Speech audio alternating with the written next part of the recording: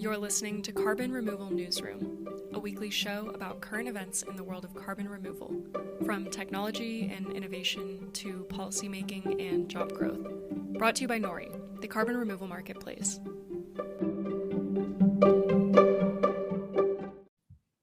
Hello, all of our listeners, and welcome to the June 24th Carbon Removal Newsroom episode. I am joined, as always, today by Holly Jean Buck, Assistant Professor of Environment and Sustainability at the University of Buffalo. Hello, Holly. How are you doing? I'm great. Thank you. Good. Ready for a socialist mayor in Buffalo? We are so ready.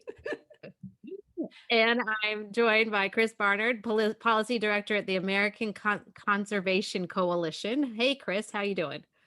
I'm good, especially after the news yesterday, which I know we're going to talk about. Yeah, we're going to get to that in a second. I won't spoil it yet. And this is Radhika Mulgavkar, Head of Supply and Methodology at Nori. So today we're going to start with a little oil and gas news. There's two articles about the new Exxon board, which I found interesting, and some other things that were happening. Also, for those carbon accounting wonks, we've got a new paper highlighting the different impacts between emission avoidance, i.e. never releasing an emission, and removal, which is more removing historical carbon emissions. So it's kind of a new way of thinking potentially. And lastly, as the lawyer in the group, it caught my eye that there is the proposal for ecocide, a new potential crime that has been floated at the International Criminal Court. So wanted to talk about that a little bit. But first, I'm going to hand it off to Chris because he has some pretty cool and interesting news to announce. So go for it, Chris. Awesome, thanks. Well, yesterday, people might have seen the House Republican members actually unveiled a new caucus, which is called the Conservative Climate Caucus. And there's a cool kind of personal story and connection for me there because the idea, broadly speaking, for this caucus emerged on a hike that I was a part of in Utah back in October with Benji Backer, the president of ACC, and Representative John Curtis from the 3rd Congressional District in Utah, and just really kind of talking about steps to get conservatives and Republicans to not just start talking about climate change or even just caring, but actually being a part of the conversation legislatively and policy-wise in the House. And so now, what is it, seven months later or so, they launched this new caucus, which is I think around 60 members already, and it's already the 3rd largest caucus in the House. And I was at a reception yesterday at the Capitol Hill Club with a bunch of the members and staffers and everything. And people were just so happy that conservatives are now kind of starting to lead on this issue and trying to really be a part of the solution and trying to come up with solutions as part of this caucus that will get more Republicans into the climate fold and at the same time push for policies that are good for America, good for the planet, and that can also have potential bipartisan success. So it's really kind of cool to see that journey, having witnessed it firsthand, and then being there yesterday at the official unveiling of it. And it was really organizations like ACC and others that have pushed members to do this. And so it's a really cool story for us that it's finally happened. Well, congratulations, Chris. That is really exciting. And I'm thrilled actually to hear that that you've made such big movement actually in 7 months. It seems like a significant amount of movement for the Republican caucus on this. I did read this interesting article that the first meeting was kind of done in secret because there were, we weren't sure the interest level. So just, if in a couple minutes, can you tell us how it went from secret to such a overwhelmingly positive response that it's the 3rd largest caucus in the, in the party? Yeah, so kind of the intermediary step between this infamous hike and the caucus was in February. We co-hosted a conservative climate summit in Utah with 24 Republican members of the House to over 3 days just talk about climate change, talk about potential ways for conservatives to engage on the issue, etc. And some of the members said that they wouldn't attend if it were a kind of public facing thing. Like it would remain private in terms of who was there, but they didn't want it to be in the news and they didn't want their name attached to something like that. Now, there's 24 members that went and obviously all the staff surrounding it. And it's very hard to keep something like that a secret. So it ended up getting leaked to the media somehow and it became a thing. And so I think they kind of realized that it's time to lean into it. And so with this climate caucus launch, it's conservatives, Republicans in the House thinking, well, we should lean into this rather than be afraid of the issue. So that's what they're doing now. Well, again, congratulations. When I'm in DC, which I probably will be in September, if there's a reception, I want to be invited because I would love to mingle with some conservatives who believe, in climate change and are leaning in. I think that's fantastic for all of us. We'll make that Holly? happen. Yeah, that'd be awesome. Holly, anything from you? Great news. No, I'm looking forward to seeing what comes from it, and I hope there will be policies that work in there. Yeah. All right. Well, with that, let's turn to our what's almost becoming a weekly kind of thing, and let's talk a little bit about oil and gas news. First interesting thing was that Maine announced that they are going to divest of all fossil fuel investments for their state, I think retirement funds. First thing that came to my head was this is a similar strategy to what we heard with tobacco companies, but that didn't drive tobacco companies out of business, nor did it even make them change their product lines, which continue to be cigarettes and the like. So, kind of wondering, Holly, what your perspective is on this and how you're thinking about these things. Yeah, I mean, with Maine, so this is divestment that applies to both the state cash pool and the public employee retirement system. I think this is good step, but I mean, mainly just for for the employees, right? I wouldn't want my retirement to be bound up in fossil fuels that some of these employees have lost, millions of dollars on their investments as the industry lost hold in this over the past 10 years. I do have the question of what will they be investing in now? Is it just going to be like Facebook and Amazon stock or what? Like, is that the best socially optimal thing? But, in terms of the climate space, I think this is one small thing, but I think it makes a difference more from a, you know, sober business standpoint than as part of a real climate strategy. I'm sorry to say, for those who are really pushing divestment, I know it's been a huge emphasis of the climate movement. Yeah, Chris, do you have any thoughts on, the mingling of finance and policy? Yeah, I mean, obviously, predictably, I'm probably just a little bit skeptical broadly of kind of public investments in that sense, be on behalf of individuals like through retirement funds and whatnot. But as far as there is one, I think it does make sense to not invest in fossil fuels, and I think even the market is pointing in that direction. Most of the kind of fastest growing stocks and companies are clean energy companies. I mean, Next Era overtook Exxon as the largest energy company briefly during the pandemic, and I'm not sure if they're at that right now because of the oil prices having risen and whatnot. But it does show that there is a trend in that direction, and I think if you look at the long term prospects of fossil fuels, they're not great. So just purely from an investor point of view, I don't think it's a very smart thing to do with people's money. And obviously, there is the environmental and social component of that too. So I think it's sensible. They probably maybe have to do it in a kind of phased out way to make sure it doesn't impact finances too much. But broadly, conceptually, I agree with it. Yeah, so talking about, clean energy. So obviously now there's a big push for these legacy oil and gas companies to invest in clean energy. So again, to you, Holly, I was curious if this is the type of investment you envision would help with what you've often talked about is that managed decline of oil and gas. Well, I do think that these companies are going to need a transition strategy, and I would, prefer to see them move into renewables rather than petrochemicals, as I've probably talked about.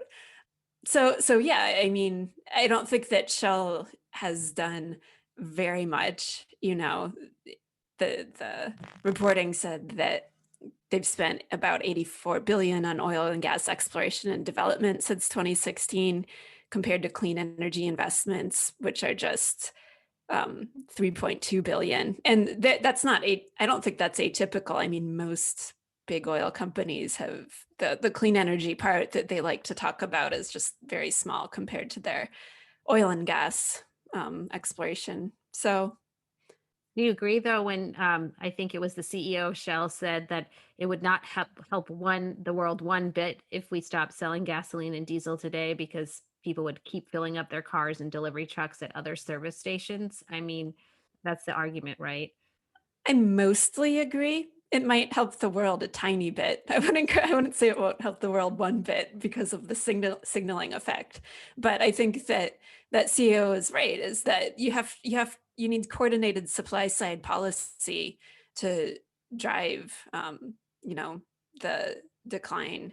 And you need a demand decline too. If that demand remains constant, somebody else is just going to fill it, and they might have even worse practices or carbon intensity than Shell. So The devil you know is better than the devil you don't know, kind of thing. The other thing that it occurred to me, and maybe this is obvious to both of you, was I kind of for the first time really understood how different the supply chain will be for these oil and gas companies. They are used to controlling both the source and where you get it from, right? So they drill for the oil and gas, and then they have their gas stations and things where they fill, amongst other ways of supplying the world. But now you're going to have an intermediary utility, right? Because they are the grid. And so I think for the first time it made me kind of contemplate how it's much more than just a divestment and a new type of strategy but it's also maybe a whole new supply chain model that they have to figure out how to make it lucrative. And I was thinking of that in relationship to Shell is obviously working on battery storage to smooth out wind farms energy, but that still has to go through some utility grid. And also they are looking at, electric charging stations and poles in London. So they provide the charging station, but the electricity still comes through some utility grid. So Chris, have you thought about this at all? Or I'm probably late to the party, but like I said, just occurred to me. I mean, no, it's an entirely valid point, and it is one of the challenges in terms of this transition, because there's that kind of like broader grid conversation to be had. I think if it shows that the profit will be there, I have no doubt in my mind that they will find a way to make it work, because that's kind of how the market works. So yeah, I mean, it's definitely not as easy as, oh, we'll just go to clean energy. There's a lot of steps that have to happen in between where we are now and there. But I do think that if you create a competitive business environment in which this is able to rise to the top in the market, I think that the market signals would be enough for them to want to do that, and they'll figure it out somehow. Yeah. Well, let's hope so, I guess. The other thing that was in the news this week in both the Washington Post and New York Times, I found it interesting. They had pretty extensive articles on the Exxon board, with that engine number 1. We talked about this a few weeks ago, but I was curious, Chris, if you knew this gentleman, Mr. Karsner, who was he's a Republican who's the newly on the Exxon board, because he seems like the type of Republican you might know.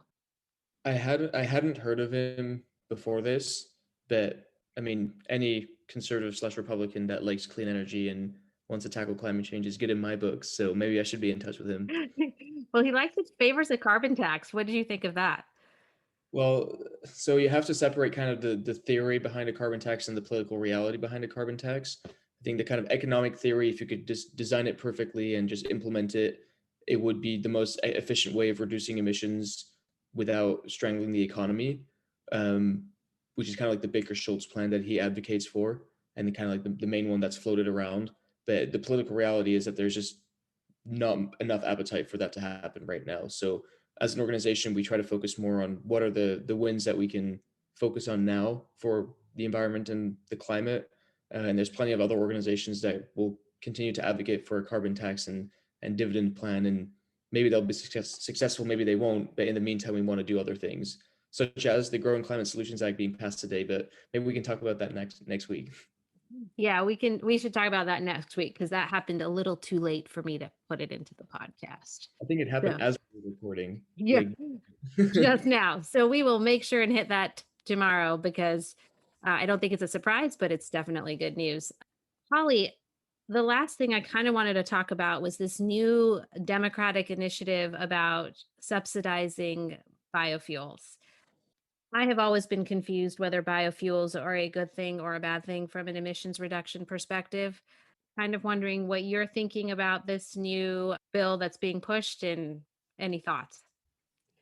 yeah, I mean, it's hard to categorize biofuels as good or bad because it really depends on the system boundaries. It depends on the feedstock. So very dependent upon the details of whether, a biofuel is going to be carbon neutral. But I think there's some good things about helping the biofuel industry. I think that rural areas are sometimes left out of, climate solutions conversations. So I'm glad about soil carbon storage. I'm also glad about biofuels. I think that we need more innovation for more advanced biofuels. And there's some appropriations in the science bills that would fund more of that. But Yeah. and I was surprised, and maybe I misunderstood it, that they're also advocating for a nationwide general waiver exempting U.S. refiners from some obligations, and that would lower the amount of renewable fuel that they have to blend in the future and create a price cap on compliance credits. I couldn't quite figure out why you would do that from an environmental perspective. I don't think that would be driven by an environmental rationale. I think there's some challenges in the biorefining industry that I'm not up on the details of, frankly. Fair enough. The conflict here, people are thinking about biofuels versus EVs. Why should we invest in drop-in fuels when electric vehicles are on the horizon? And I think that's a good, question to ask, but the fleet turnover time towards electric vehicles is going to be longer than we'd like. Frankly, it's going to take a couple of decades, and you can make some near-term emissions reductions right now with the infrastructure we have with biofuels. So that's why the right kind of biofuels, as you said earlier, with the right kind of feedstock. So as always, the details are the critical part. So something you brought up to my attention, Holly, so I'll let you kind of lead the way, is this new paper that's in the Nature Climate Change journal. At a very high level, it shows that a removal of carbon dioxide is not the same as an avoided emission. So take it away. Yeah, so this is something that's been mostly understood in the scientific community and, among people who work around global carbon cycle modeling, but I'm not sure it's appreciated in policy fully.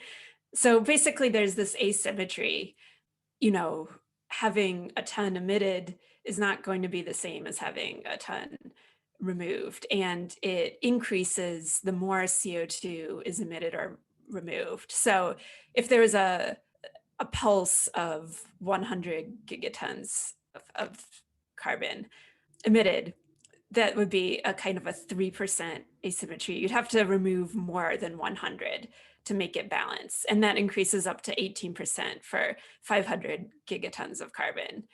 So, okay, why is that the case? There's some different mechanisms. One is that the CO2 fertilization effect, which is when plants produce more biomass under a higher atmospheric CO2 concentration, that is an effect that saturates at higher atmospheric CO2 levels. There's also stuff going on with the ocean, to make this very brief. So there's these nonlinear processes. So an emission now results in a different atmospheric CO2 concentration change than a removal of the same size. Okay, so what does that mean for net zero policy? It means that we just can't say, here's 1 ton emitted and here's 1 ton removed and they're equal, because they're not equal. There's an imbalance there, and more research can drill down in what that is at every given point in time. The lead scientist, Kirsten Ziegfeld, wrote kind of a more accessible summary of the paper in Carbon Brief that people should check out. So here's my question for you. From a policy perspective, what do you think this means? Like, what should we be thinking about as we develop policies moving forward around net zero? I think policymakers need to be aware that there's not an equivalence. And I think that in the future, we're going to have to figure out some sort of mathematical function or some sort of, okay, here's 1 ton. How much do you need to remove to compensate for that 1 ton? It'll be more than 1 ton, a little bit more. What's that little bit? And apply that to policy. Would you agree? I would agree. Chris, do you have any thoughts? I mean, this is really kind of, I feel, more the realm of science and math than it is the realm of policy in a sense, just because policymakers can only really create policy on the basis of kind of the right formula, for example, to calculate how much emissions abatement is worth versus emissions removed from the atmosphere. So I think it's not really my wheelhouse in terms of knowledge. But yeah, I think it'd probably make sense for some kind of formula to translate one to the other and what that looks like. I think personally, I think we should also just separate the two when we're thinking about net zero, right? I think lumping removal with avoidance has all sorts of issues. And one of the other ones is it kind of makes it the moral hazard question about, removals then prevents avoidance. If you just have two categories, it seems like it would help with that question and how you track that question, even if it still is an issue. So I would like companies and policymakers to think about net zero in two buckets, I guess. Avoidances to the absolute extent that they can happen, and then reductions in areas as we've discussed that are much harder to decarbonize right now. Then another place where I was actually quite confused about the accounting, and maybe Holly, you can help me around this, is this new story about how emissions from food production are undercounted and that it has an impact on the Paris targets. I guess where I got a little lost is, first of all, I know the numbers are important, but isn't it just, shouldn't we just be focusing on reducing greenhouse gas emissions and not getting super into the weeds on the numbers? But really what confused me is it seemed like they said all of these are associated with food, and then they listed things like transportation and retail and waste. But aren't those emissions counted in transportation, foods, consumer goods and waste? And so how do you think about that? Yeah, so this was a paper in Environmental Research Letters from Francesco Tubiello at the Food and Agriculture Organization and colleagues. And the thing with this paper is that it describes a different way of kind of bounding what we're talking about, which is the food system. And so agriculture is just a small part of the food system. You're looking at, like you said, transport, you're looking at manufacture of fertilizer, which is huge. You're looking at food waste, which is another bucket. And so all of that is part of the food system. And that's a higher, basically this paper was reporting that the emissions from food production are undercounted. And then, so if maybe you don't know the answer to this, but if these are counted within food production, do they not count towards transportation anymore? Or is that, I guess that's where I was getting a little lost, like where you draw those boundaries and why you draw some, when transport gets pushed in and how you then separate out transport seems so confusing. Oh, I think it's a great question. And I think why you draw those boundaries different ways, like why would you draw all of these things in together as a food system? I think if you're focused, if you're an organization focused on food, or an advocate focused on food, and you want to transform the food system, you want to look at that broader bucket. Yeah, that makes sense to me. And how you translate that to an actual accounting is what I am still not completely understanding. But that's not unusual. I'm often not understanding how these things work. So I will continue to persevere and learn. One thing I did read about this week that I thought was interesting, and that this is more from a buyer or a user of these goods, is this idea of tracking carbon in more of a green, yellow, red sense. So I think, I can't remember what company, but they were looking at it almost like health labels, right? Like green is good from a carbon perspective, yellow is neutral, and red is bad. Because I think that's a lot more accessible. A lot of the claims that we're seeing right now, you don't know really what they mean. And so I think one thing that as a community within the carbon world that we need to think about is how you make these things accessible to people who don't have the time or energy or ability to understand all of the dynamics that go into creating like a green label. So that's why I thought that was a great sort of leap forward in terms of thinking, because it makes it easier for consumers to make a good choice.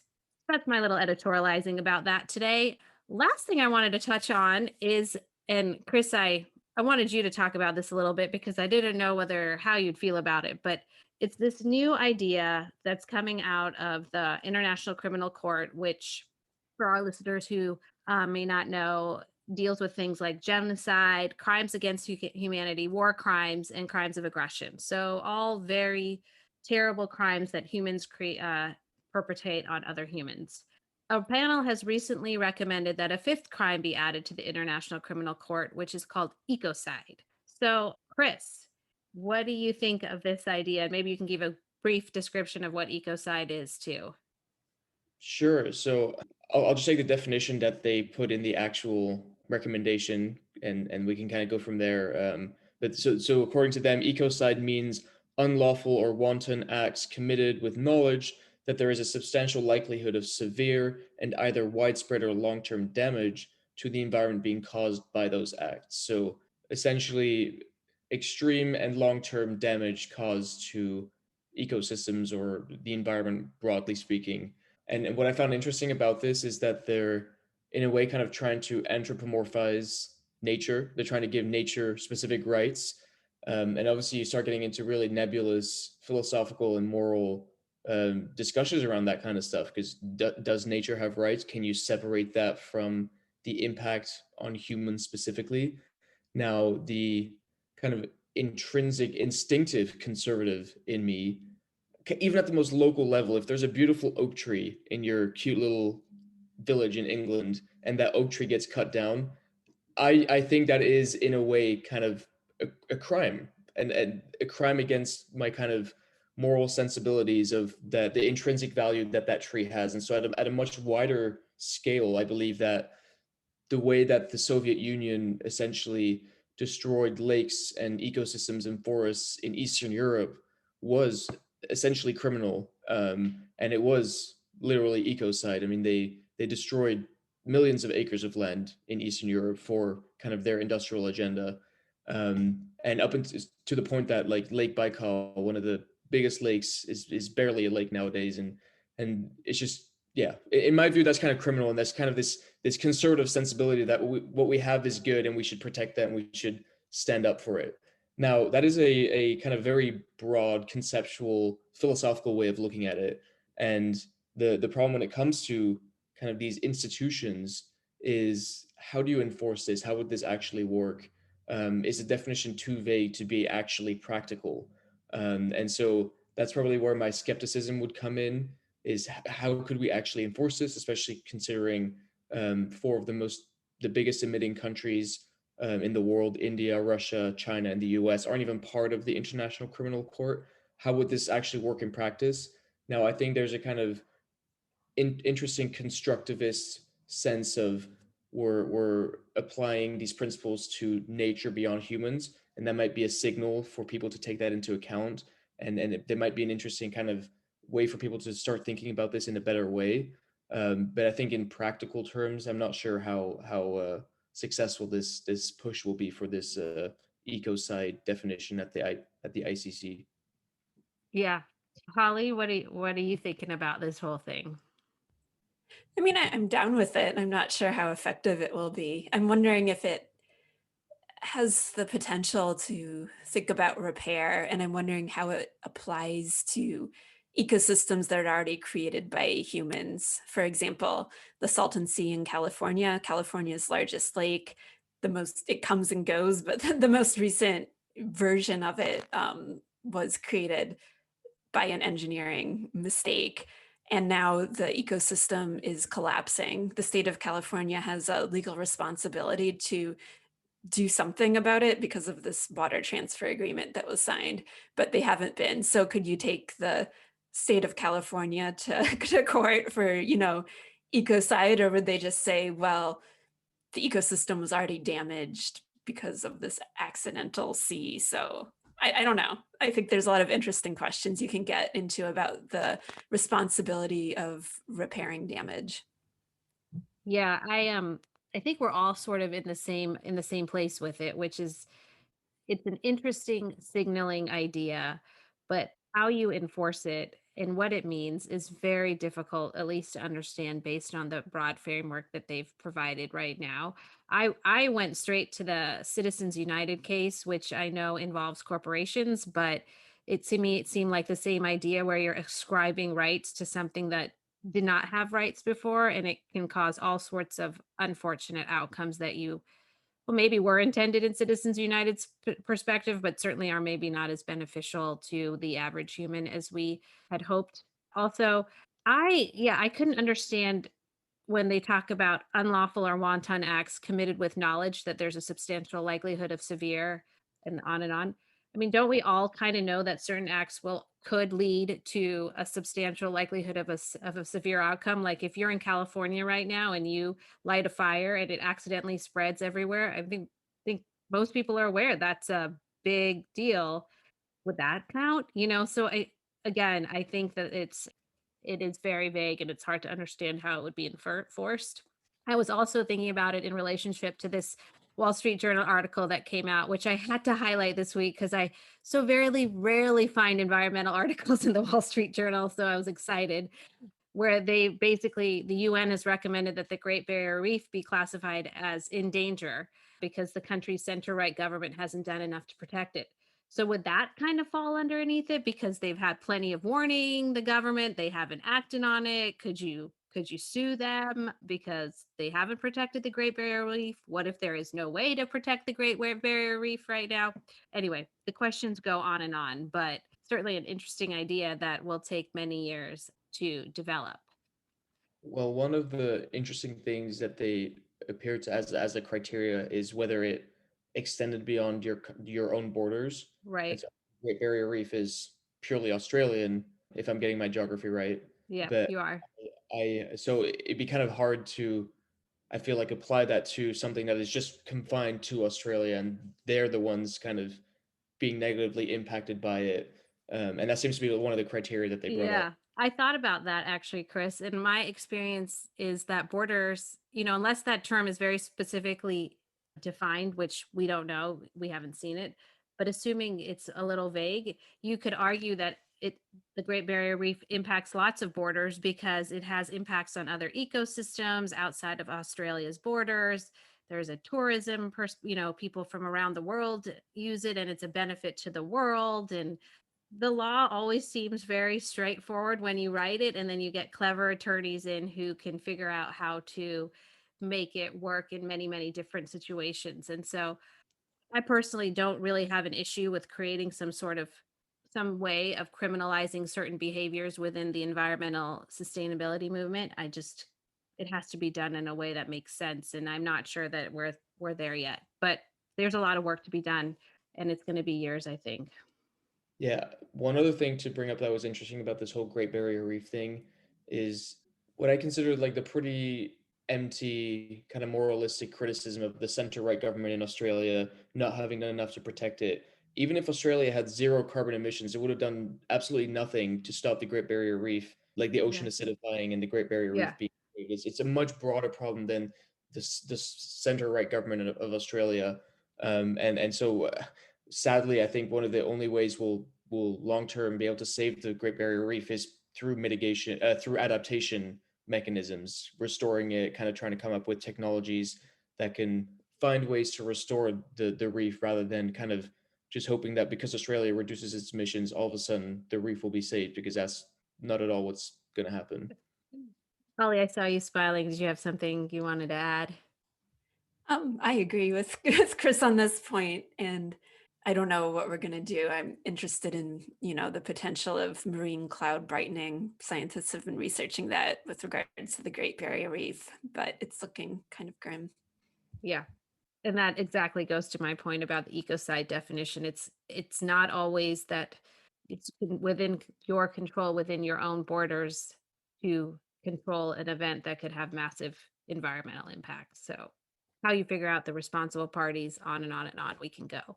But I don't want to end on something that grim. So Holly, is there something good happening in the world of sustainability, carbon, etc.? Yeah, today the EU Parliament passed the climate law. So What is formally, that? What is that? Tell us. There's a binding obligation to be net zero by 2050, and after 2050, the EU will aim for negative emissions. So not a surprise, but today's the formal day. Cool. So great for them. They're behind the UK. The UK's had this target for at least over a year now, which I don't know. That's my British background kind of tells me to brag about that. Well, congratulations to the EU and to Britain for putting up some lofty goals that I hope the rest of the world will try and meet or exceed. With that, thank you everybody for listening to us this week. Just as a little plug for Nori, we have a new job that's been posted on our website. It's the methodology analyst. And so we're looking for a few good candidates who might be interested in helping us develop our different carbon removal methodologies and grow our company and our ability to impact carbon in the atmosphere. With that, thank you all. I'll see you two next week. And Chris, we will talk about the Growing Climate Solutions Act for sure and anything else that might come up. Thank you.